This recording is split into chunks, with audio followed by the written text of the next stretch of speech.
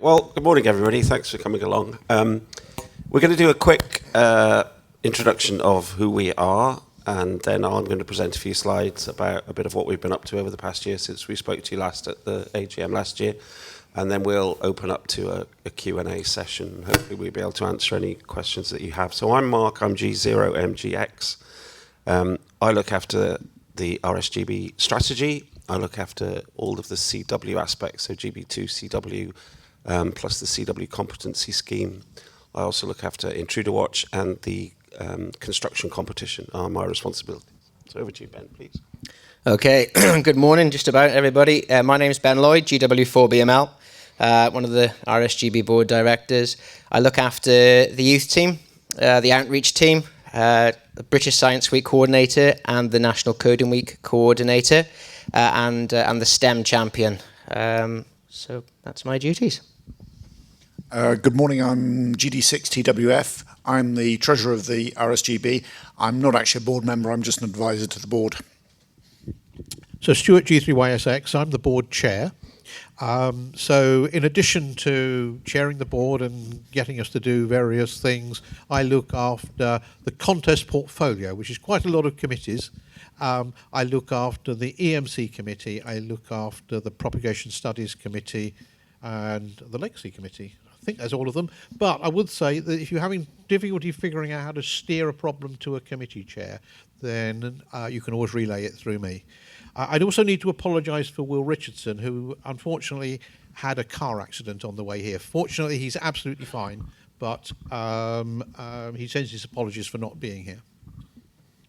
Thank you. My name is Bob Beebe. I'm president of the Radio Society of Great Britain. Number of responsibilities. I'm head of delegation for the IARU, responsible for Spectrum, HF and LF interaction, and also mature members, which we are working on to developing that. Alongside that is, we're all directors, we all have fiduciary responsibilities, we're all registered with Companies House. Chris isn't because he's not a director, but so we have responsibility for delivering the strategic objectives that the board and Mark leads. So yeah, we have lots of fun. Len. Hello, I'm Len Padgett, Golf Mike 0, Oscar November X-Ray. I look after all the interesting portfolios, the ones that are non-confrontational, like exams, planning permission, ETCC, and OAS, which is interference and abuse, etc. So you see, I get a rather quiet time with the board. Hi, I'm Nathan, 2 Mike 0 Oscar Charlie Charlie. I look after the regional team and the regional forum stuff, and also accessibility into the society, which I'm trying to start developing in the next couple of years. Hi, I'm Mark Savage, Mike 0 X-Ray India Charlie.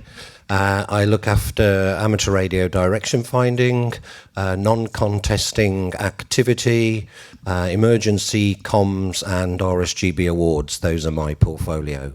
Thank you. Thank you very much. Thanks, Mark. That's great. So this is the agenda that we want to cover. Obviously, we've just done the introduction to the board members. We'll briefly talk to you about membership, finance and exams. Then I'll cover some slides on strategy, what we've done in the past year.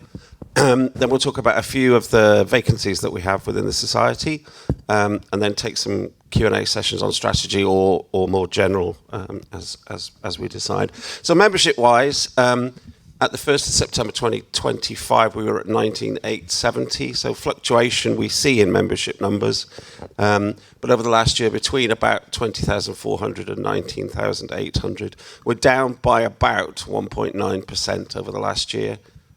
Without silent keys, or 2.5% if you include the silent key losses that we've had. So this is something that we're very aware of, and that we'll talk about in some detail when we go on to the strategy slides. So Chris, can I ask you to talk through the finance slide, please?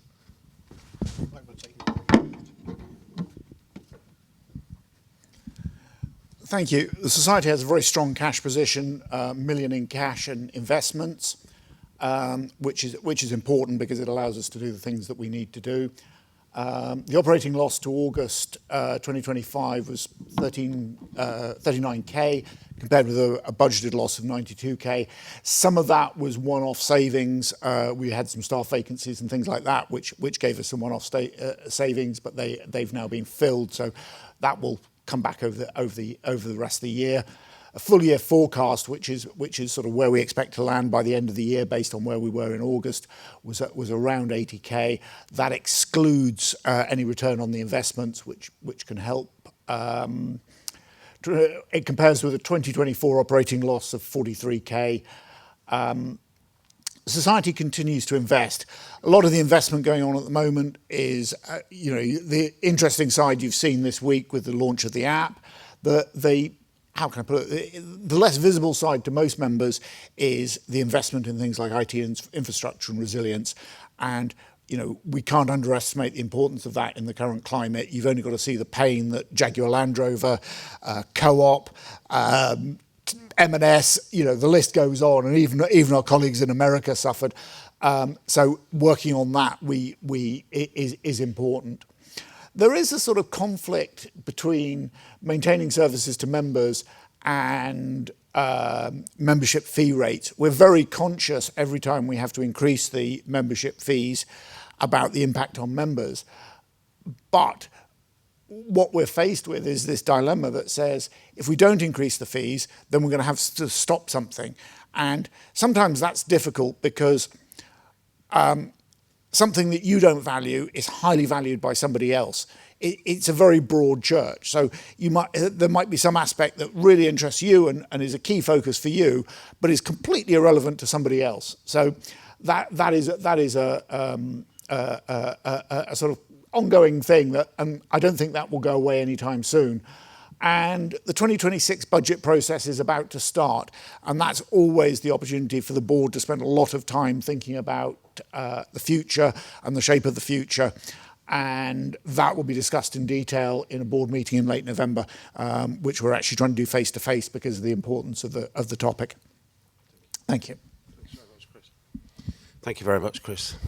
So, Len, can you talk through the exam slide for us, please? If you've listened to Jeremy Vine on the radio, he was telling you amateur radio is dying and we should be doing other things like social media, etc. Couldn't be further from the case. We had about 3,000 and odd exams across all levels last year, showing that amateur radio is still in a healthy position. This year we're down slightly, but within kind of margins. We reckoned a lot of the increase last year was one-off stuff to try and beat the changes in the syllabus, etc., etc. People had devoted a lot of time to studying to the old syllabus, wanted to get the exam through, and we saw this little spike across all of the exams. So we have about, our main numbers are foundation, as you'd expect. This year we have about 1,516 foundation versus 1,741. Not a major fall, to be honest with you. It's within the normal. If you have a look at the trends over the years, it's fine. There's no catastrophe here. There's no bad story. It's just what we normally expect as and when. If we want to, to have a really good spike in our uptake of exams, if anybody can come up with a new version of COVID, I reckon that's the most effective way to do it. Failing that, we're into our usual bits and pieces. Intermediate, we are down again slightly. Again, within the kind of margins you would expect with these things. We had a change in the syllabus. We'll be looking at a change in the syllabus sometime in the next year or two, and I strongly suspect a little spike with that at the same time. And we have 248 people going either full, as in the last part of the 3 stages, or direct to full. To be honest, direct to full, there's not many people. It's a niche market, mainly kind of fired towards people who have a professional interest in electronics, etc., who feel that they can go straight to the hard questions. But the direct to full covers everything that you did in foundation, intermediate and full. It's not just the hard questions. So lots of people get caught out with the likes of exams and operating procedures because it's exactly the same questions you get elsewhere. So we are in a good position. We've got a lot of work to do. We are doing some work on allowing people to generate their own questions from the actual question bank, work down the line. Various other bits and pieces I hope to be able to bring to you as soon as they're actually up and running. Thank you very much, Len. Thanks very much. So I'd like to talk to you a little bit now about strategy. So I stood here a year ago and talked a lot about strategy, what our plans were, what we hoped to do, how we hoped to try and steer the society more towards being strategically focused and trying to bully all of my fellow directors into understanding what I believe the importance of a strategy is and having a longer term outlook and view for the society.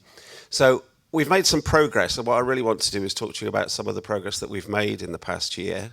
There's always more to do, but I think we've had a very successful year, and I think we've moved the direction and the outlook of the society quite successfully. So strategy is discussed at every single board meeting. It's a fixed item on the board agenda, and it's something that I'm forever chasing my colleagues about strategic work streams or about activities or about all of the other things that we've said that we'll do. It appears every single board meeting without fail. We said to you last year that we would publish a monthly strategy article in Radcom, which we've done, and I'll give you some more detail of that soon. And it was also a core item of a face-to-face meeting that we had in July of this year. So I'm going to focus on the strategy for the rest of this session, then take questions around that, and then open up to a more general Q&A. As expected. So at the moment we're focusing very much on growth and membership. So the idea of growth is to try and promote the hobby such that the pond, if you like, that we're fishing in for membership is bigger than it is today. So we're looking to increase the number of radio amateurs and the number of license holders. And then the membership activities around strategy are to try and increase the proportion of active radio amateurs that are members of the society. So that's basically what we're trying to do in a nutshell. So last year we said we would provide a monthly update in Radcom on our progress around strategy. And quite a number of us, I hope I've got a comprehensive list, I may have forgotten somebody, but a number of the people that you see here have written articles in Radcom, and there's been something every month as promised around strategy. So we have published something every single month in our Radcom magazine to try and tell you what we're doing, what progress we're doing, that kind of thing.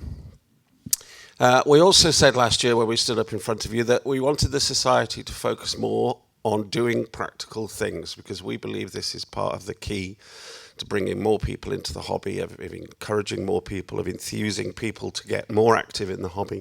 So we've done a lot of things that we promised that we would do last year, including some of the things here. So we've appointed within my area of the strategy, I look after what we've called reimagination. But I've appointed a guy called Tom to be the maker champion for the RSGB. He's a very, very enthusiastic guy. Any of you who came along and saw our presence at the Ham Fest will have seen some of the things that he presented there. So we're very keen to try and reach out to the maker community and really emphasize the additional benefits that holding an amateur radio license will give somebody that operates in that kind of space. There's been a huge number of activities within outreach, which we'll discuss. But one of the things that we've done with regard to sort of the image, if you like, of the society, or the kind of things that we're trying to represent, we've changed our presence at the National Hamfest quite significantly. So over the past few years, I mean, traditionally, we had a representative from every committee or honorary officer group within the society at the Hamfest. They had a booth of their own, and we sort of sat there waiting for members to come and talk to us and answer questions on specific topics. And it was very clear that that wasn't really the right way to go about things. So we've changed things around quite dramatically. And this year we had quite a significant demonstration by our maker champion. We actually we had a CubeSat, a functional demonstration CubeSat, and we kind of said, "Hey Tom, can you do something with that?" So by the time we got to the Hamfest, he'd built a ground station to receive all the telemetry. We'd got DATV being streamed from it across the room. There was all sorts of fabulous demonstrations going on in that kind of space, which created a huge amount of interest from existing license holders and non-licensed holders that were there. We had some divergent technology demonstrations. So I demonstrated something called Tiny GS, which is a satellite ground station that uses the LoRa modulation technology. Again, everybody that stopped and looked at that went away going, wow, that's fantastic. I really want to try that at home. Now that, to me, is an absolute result. That's exactly the sort of thing that we should be doing. We also held a build-a-thon where lots of youngsters and not so youngsters came along and soldered together a kit. Again, very popular, proved very, very, very successful. And we did some CW practical tests. So part of the thing that I'm trying to do, I believe that I've met so many radio amateurs who wish they were much better at CW than they are. So we're trying very, very hard to promote that mode. I'm a great believer in it, and we've got Laura, who's here this weekend in the SIG room, who's been appointed as our CW champion. So she's going to try and help us do a lot more to promote the mode. Probably start organising boot camps again, try and give some good state-of-the-art type of directivity towards resources and other things that people can use to try and get more out of that mode. We've also done more practical workshops at the convention, so there's 3 this year. Was anybody in the room at the one that we did yesterday? One, just one taker. Okay, well, yesterday we did a full day of quite in-depth programming exercises around direct digital synthesizer programming. I did a morning where we did quite a bit of maths and quite a bit of C programming, and then in the afternoon, Stuart proved why you didn't need to know any of that and that AI could do it all for you. So we had a really good time. And we're also introducing a new Radcom column around this kind of stuff. So this is all aimed around broadening the spectrum, doing more, but more focus on practical things and attracting people towards the hobby. So talking more about doing practical things. So in the area that I look after, which is reimagination. So as I say, we've appointed a new maker champion, and we're looking very much at the overlap between how we can encourage existing amateurs that have been licensed for some time, perhaps, who are perhaps not as enthusiastic about the hobby as they might have been, try and show them some of the things that they could be doing in the makerspace, but also try and enthuse people in the makerspace of what an amateur license will do to enhance their activities. That's what that's all about. And then we've introduced a new column. It'll be in November, Radcom, the first one, called Experimenter's Corner, which is going to focus on homebrew, coding, 3D printing, lots of great ideas and fun stuff is what we're hoping to cover. Lots and lots of ideas already for that column, and I'm really quite excited about what we're going to be doing there. So in a nutshell, we've got lots of activity around strategy, which is trying to increase the number of license holders and then providing more member benefits to attract a higher proportion of the active license holders into the society. That's what we've been trying to do, and I think this year we've done an awful lot. I think it's always fair to say within a voluntary organisation that we could do more, but everybody that you see here is a volunteer. None of us get paid for doing what we do here. We're all doing this in our spare time. Some of us have got full-time jobs as well.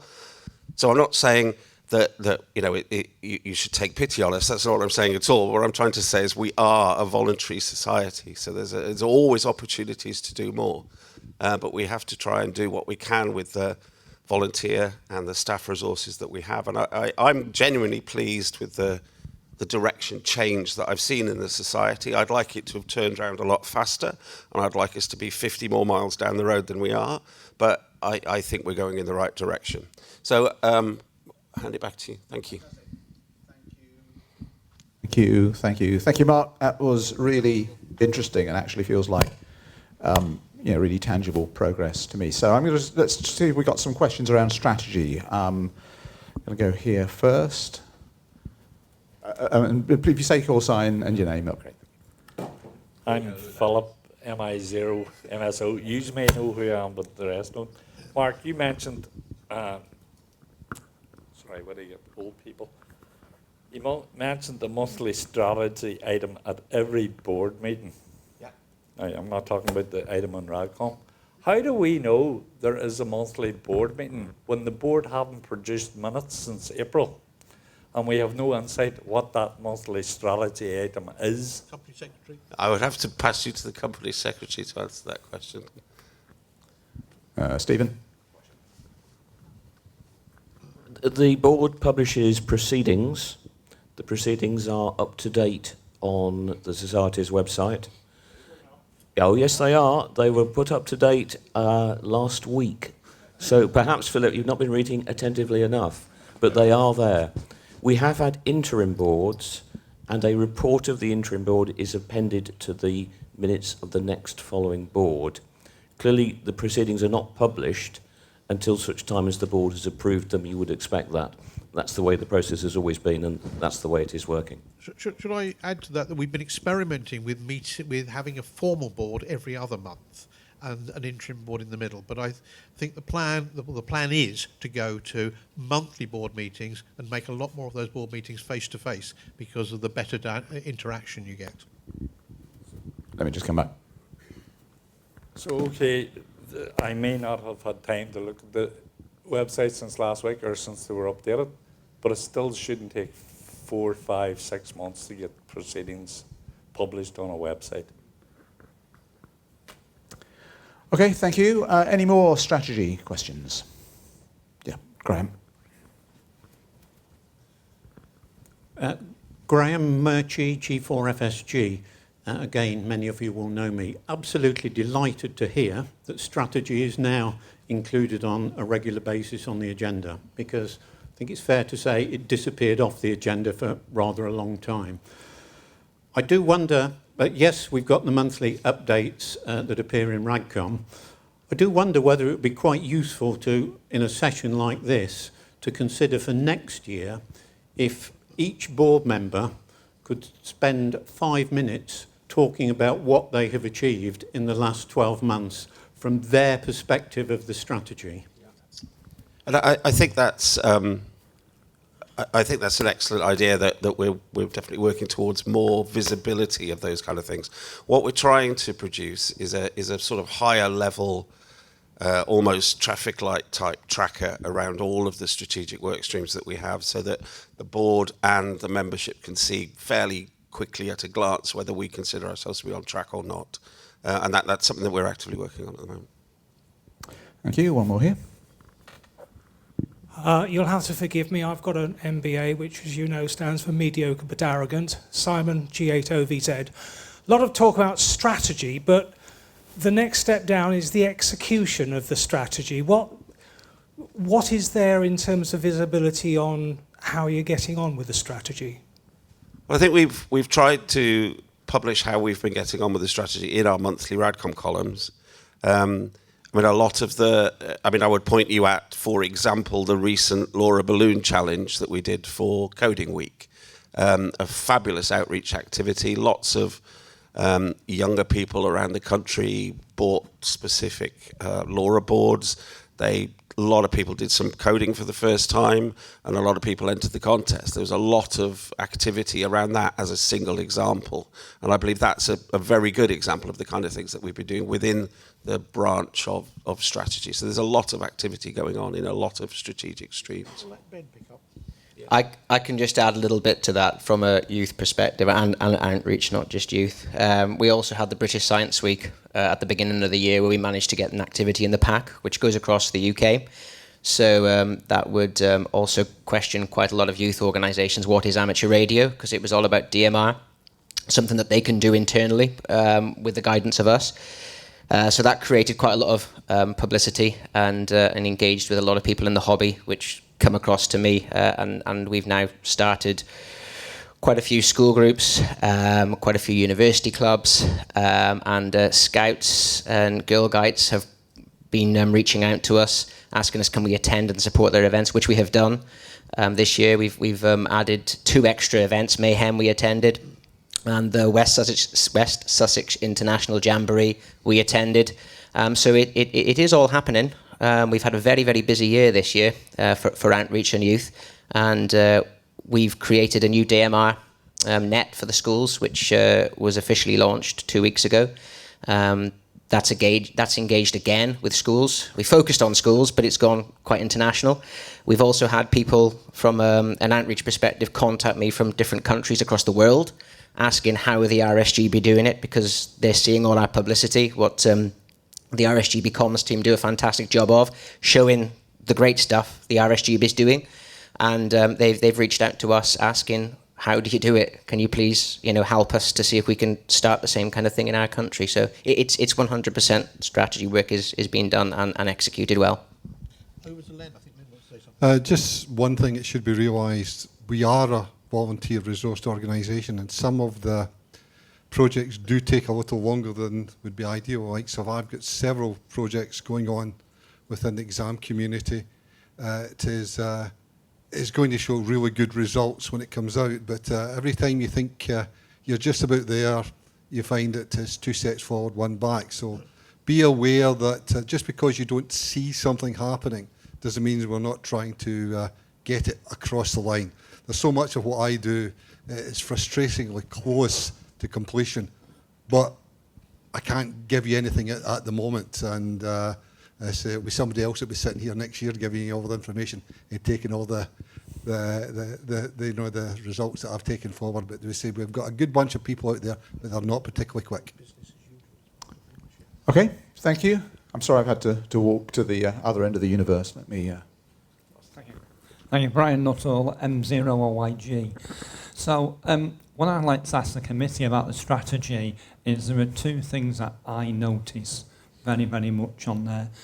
And one thing is that the website is vast and it's all over the place in some respects. The app's a lot better, by the way, but the website needs a lot of work doing to it. And also the fact that I promote amateur radio quite readily where I am, and I've actually had 2 people this year directly through me that have got through and got their licence. Both of those people have used not the RSGB resources, not the SXM resources, but the OARC online resources where they do an online course and record it, and people can go back and have a look at that. And they have found that wonderful. In fact, one of the gentlemen is now doing his 2E, so, or whatever it will be when it comes out.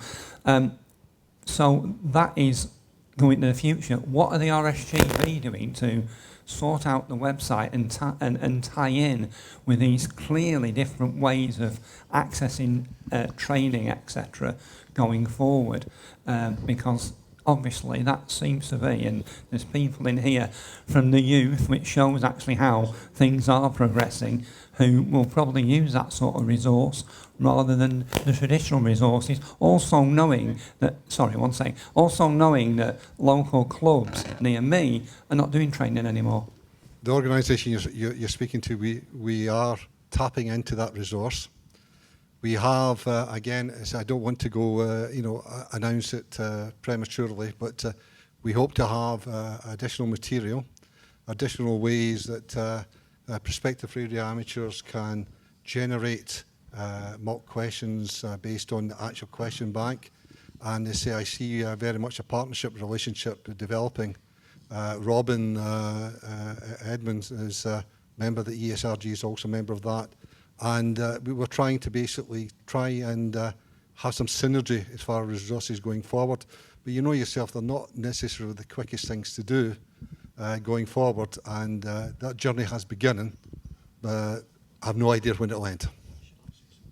I can take a quick thing about the 2 points from me, really. One is, I think, if there's a resource out there that does what it's supposed to do and does it well, I would never see any point in the RSGB competing with that.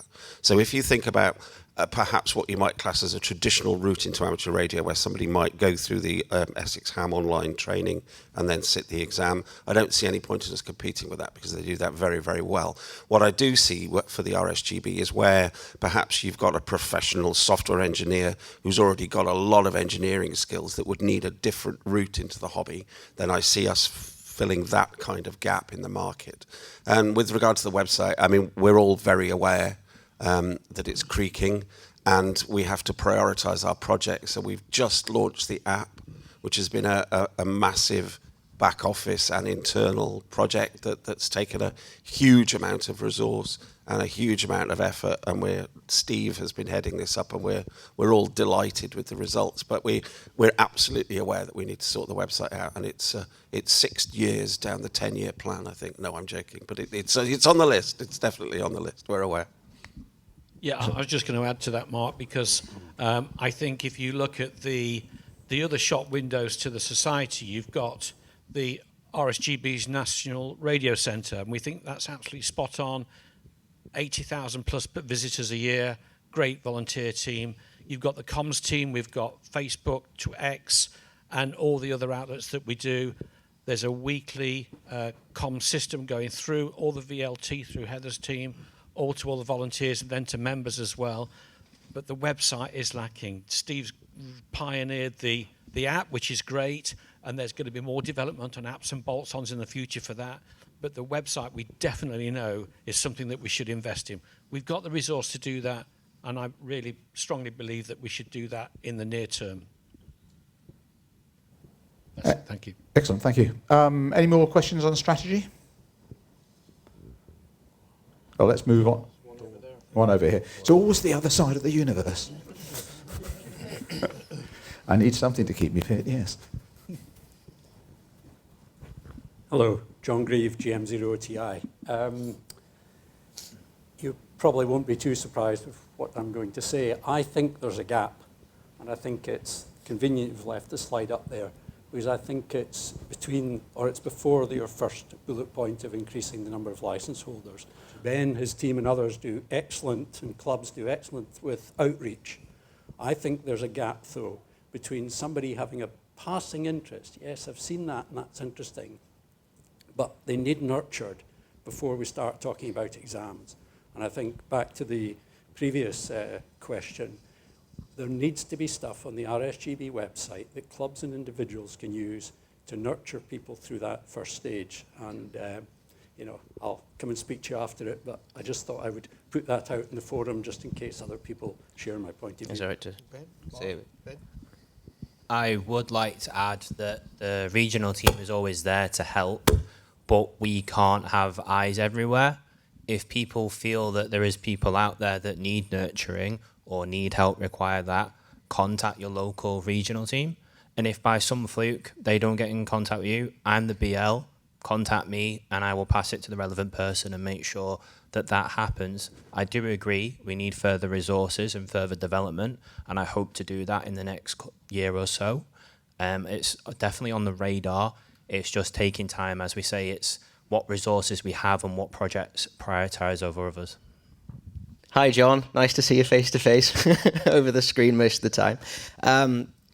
From an outreach perspective, we do try our best to support to get people into the hobby, but we have advertised for a resources stroke activities chairman. That's not the exact role. There's a better title than that for it, but they will concentrate on creating resources, activities, so we can pass them around our team to engage with youngsters. Now, these resources won't just be for youth. You know, we can use them beyond youth as well. So just to let you know, it's been discussed. It's on go. We hope to announce the position who's hit the role by the end of this year. And again, we're volunteers. We try our best, and you can't do everything overnight. So the process has been slow but positive, and we're seeing results. So we're just taking each step by each turn, and we are starting to climb that stairs. And I would always say that if you think there's a gap in what we're doing that needs filling, feel free to come and help us, because we'd be delighted to welcome John does. Excellent. One more quick one here, and then we'll move to more general Q&A. Just going back to my point earlier about traditional routes for exams and things not being necessarily through a real club and not interacting with real clubs. Real clubs, back in the day when Nathan and myself got our licence, there was a wonderful gentleman called John M0JFE who actually took us under his wing and taught us lots of things and operating practice. However, if that isn't there and they don't go to the clubs, then it's not necessarily they'll have those elmers, as they call them in America, to actually nurture them. So perhaps we should start something like a register of people who will nurture them. It will match them up sort of as mentors. But that's just a thought. Can I just answer that question, if that's okay, Andy? So basically, we are working again on a scheme which will be aimed at clubs. Discussions have started. It's been confirmed that we're going to work and go ahead with it. So you'll see in 2026 we will have a lot more outreach there for clubs. So yeah, it's been done. Thank you. So let's, I think we're moving to general Q&A anyway. Next question for anyone? I'm Jacob, 2 Echo 1 Juliet Kilo Yankee, very newly licensed. Let's give him a round of applause, ladies. Thank you. And it didn't take him long to pass his intermediate either, so that's another round of applause. It's lovely to see you, by the way, Ben. I've emailed you quite a lot from Cardiff University. I just wanted to say that the app is really great. I've been trying to help quite a lot of university students with getting involved with amateur radio. And I do disagree with not following the what Essex Ham is doing, because at the moment I send students to a quite crudely made app on Apple that does really well for teaching everything to do the exams. But I think the app for RSGB could also really benefit from having like a mock exam taking area, a little bit like driving lesson ones, if any of you have ever used that, which I think would be great. Yeah. I think that's everything I had to say, but I've kind so of... So I think your example, though, of perhaps somebody in full-time education, probably in an engineering type of education, would not be what I would class as the traditional Essex Ham route. I think you're exactly one of the sort of categories that we should be trying to help more. I agree. I mean, we do support the efforts of Essex Hams. They have been absolutely phenomenal in bringing on so many people to the hobby, particularly at foundational level. There is little point in RSGB copying the model that they have got when they do it so well, and they are broadly supportive of the. Occasionally catches us out with 1 or 2 wee things that are not quite correct. We are looking at an app which will allow you to generate your own exam questions from the actual exam pool. It's in beta at the moment. It's that far advanced.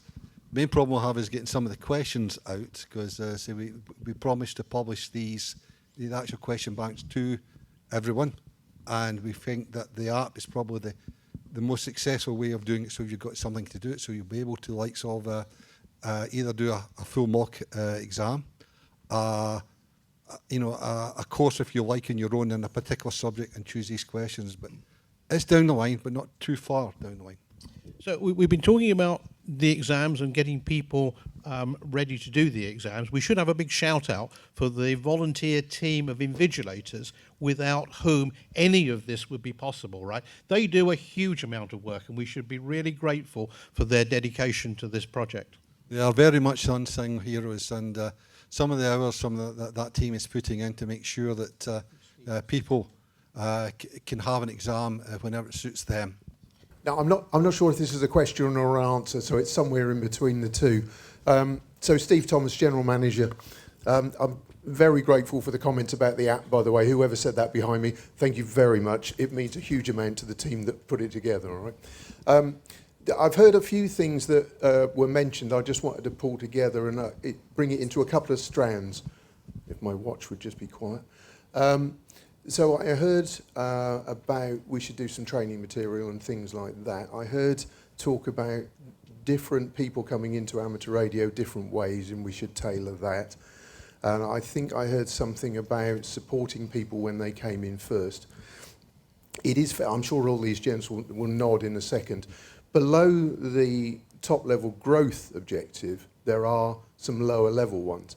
And if you go into those, they cover most of what I've heard from the audience. Is that fair? Yeah. So there's one called Getting Started.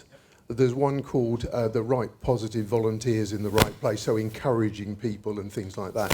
So there is some work, and Mark bangs his head against the wall trying to get some detail into some of that.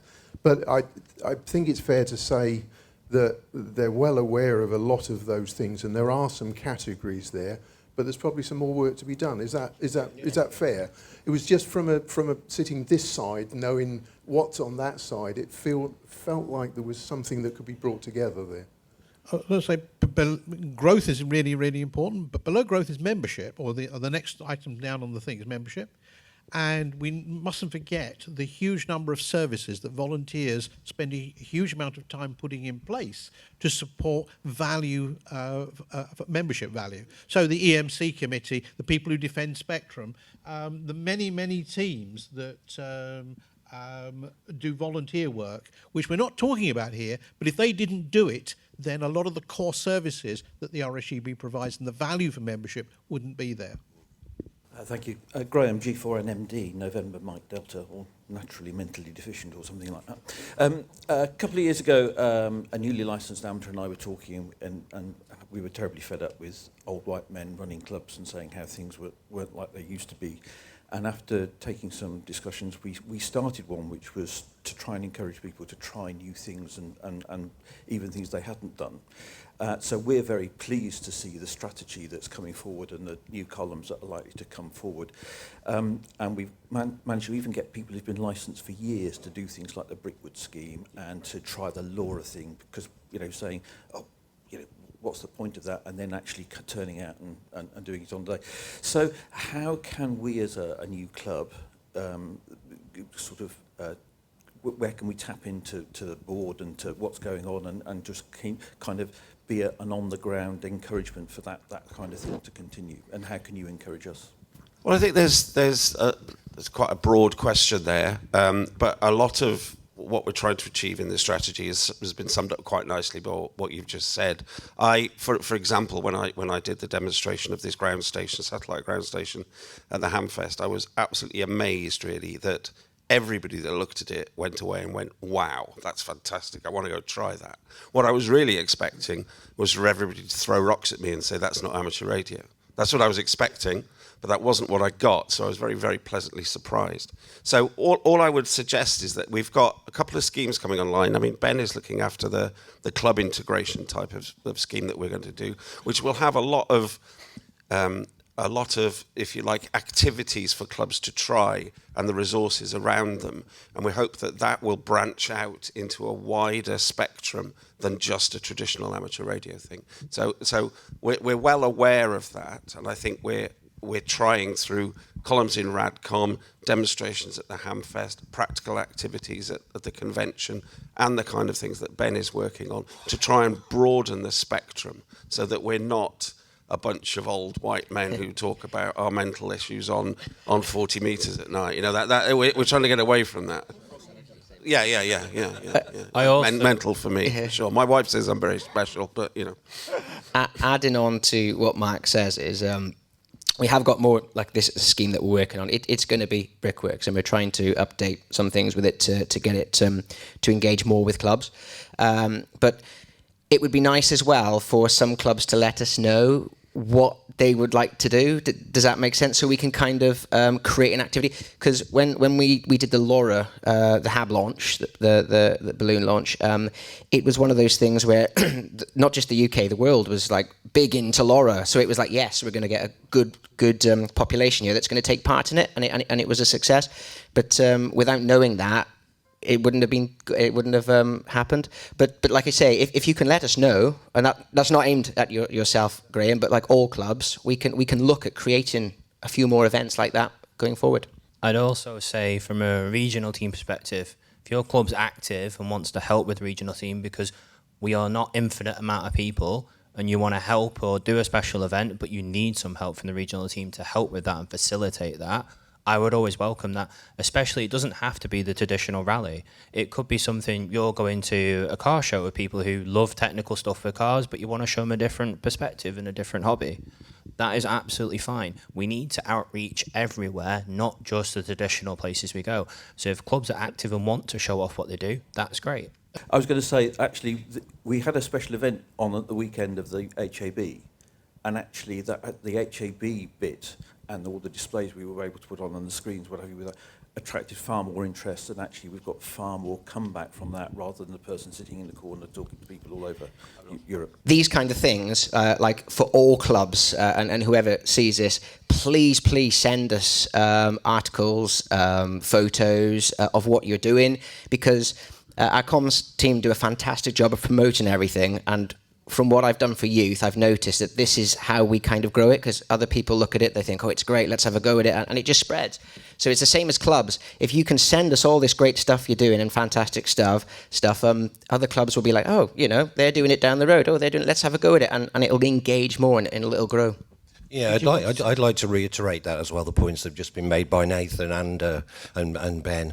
I think I'm a regional rep as well as a board director, and I go round clubs in Region 5 and give talks and discussions and so on. And often I ask, is there anything that you want me to help you promote or develop or grow or feed back to the society? And sometimes I think that can be they're a little bit reticent about that for whatever reason. I don't know. Maybe they don't think they've got enough resources to do it themselves. But the lifeblood of the society is its members, and the members are the clubs are amalgamations of members, some of which are members and some are not. But that's where the beating heart of the society is, with those clubs, and we need to help to develop clubs, and that's part of my remit to try and help that as well. Thank you. One more. I will give you time to do the vacancies bit at the end. Just a question on the what the regional teams are there for. I'm just wondering if the clubs are sort of thinking they're supposed to have a coordinating role, for activities between clubs. For example, organising CW boot camps or sharing talks and all that sort of stuff. I guess that's not the role, but I think a lot of people have a problem thinking, well, what do the regional teams actually do? I mean, you've talked about it a bit there, but I think people sort of expect a lot more than they're getting, and it seems to be a misunderstanding as to what their role is. I was wondering if you could sort of clear that up, what the regions actually do. Yeah, sure. From my perspective, as the Region 5 rep, I see the role as being visible, first of all. I've got a team of district reps, as it were, working with me, of which there are 5 of those in Region 5, plus myself. I give a positive encouragement for them to go out and see the clubs, go and meet the clubs, whether it be formal or informal. Just get to know the people in the clubs. And by getting to know the people in the clubs, then you can work out a way of assisting those people or helping those people. It's not a one-size-fits-all for all clubs need all of the same thing. A lot of them need different things for different reasons. But at the heart of it, I think it's activity-based, is my view. Can Nathan add from the sort of perspective of the regional team as a whole? Yeah, as part of obviously my BL role as looking after the regional team, I think there's a mix of roles. So as Mark has alluded to, there's visiting clubs, there's looking after the local people, all the rest of it, and advocating and helping where possible. I also think there is the room there to help facilitate and help clubs to do events and things like that. The one thing that we sometimes miss in the regional team, and we try our best to pull this out of clubs, I would say to clubs, please get in contact with your local regional team. Most of the time, they don't get in contact with us. And don't get me wrong, we ask, but if they are actively pursuing us both ways in communication, we can help, we can facilitate, we can look at what we can do. And if you can't get hold of your local DR, go to the RR. If you can't get hold of the RR, come to me. I will find a way of getting in contact with them, trust me. I have many ways of finding them. No, there's nowhere to hide. That's the message from that one. Yeah. Any final question? Thank you very much for your engagement. That's fantastic. So because of the way the Constitution works, we've got a couple of our directors are standing down at the AGM. So we'll be losing Stuart, who's our chair, and we'll be losing Len, who looks after exams for us. And at the moment, we're not exactly overwhelmed with volunteers to come and join the board. So we've listed some particular skills that we're looking for there, but it's not exclusive. I think I'd also say to some of the younger people in the room that, this is your society. This society needs to look after your hobby in 10, 15, 20 years' time. And we need help to steer the direction of the society to try and keep us relevant and active and doing the things that we need to do to promote the hobby going forward. So we'd really like to hear from people who can potentially help us. We've also got Stephen, who's our company secretary. He's not leaving us yet, but he thinks the 2027 AGM, but we really need to start looking potentially for somebody to help us with the company secretary role as well. Could I add something there, Mark? Yeah, of course. If that's possible. I don't know if you read, I wrote a piece about diversity and inclusion in Radcom a couple of months ago. So I see we've got some young people in the room as well. So don't be frightened, and it'd be great to have young people as well, people from different backgrounds, different business experience, everything. It all adds up to be a more productive and effective board, and that's what we're trying to promote. Thank you, Mark. I'd just like to add one thing on for that. This is my third year as being a board director for the RSGB, and I'm going to say there's a lot of work involved in it, but I am thoroughly enjoying it. And when you actually see success stories and you see the positive outcomes of the work that you do, it really, really is, it gives you really good results. And like I say, we're volunteers, we're not paid, but seeing the smiles on people's faces after you've created an activity and something like that is worth much more than being paid for it. So come and have a chat. Are you sure? I'm still here. Stephen. Thanks. Can I just say that I am the elections officer as well as the company secretary.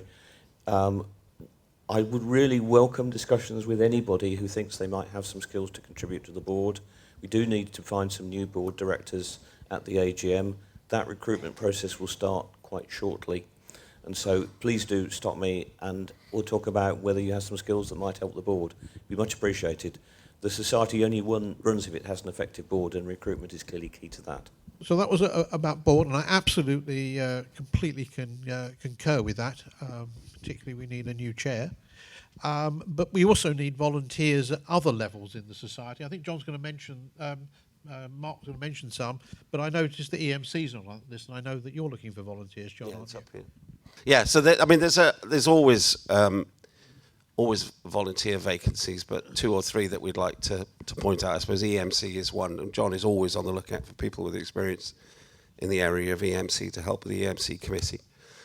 Exams, we have an exams and syllabus review group that are looking for people to help us. So they meet several times a month, but it's usually by Zoom. Their responsibilities are around updates to the syllabus, reviewing questions, and sometimes questions gets appealed that they have to deal with. So we've got some contact details up here for ESRG, and also the Planning Advisory Committee or panel.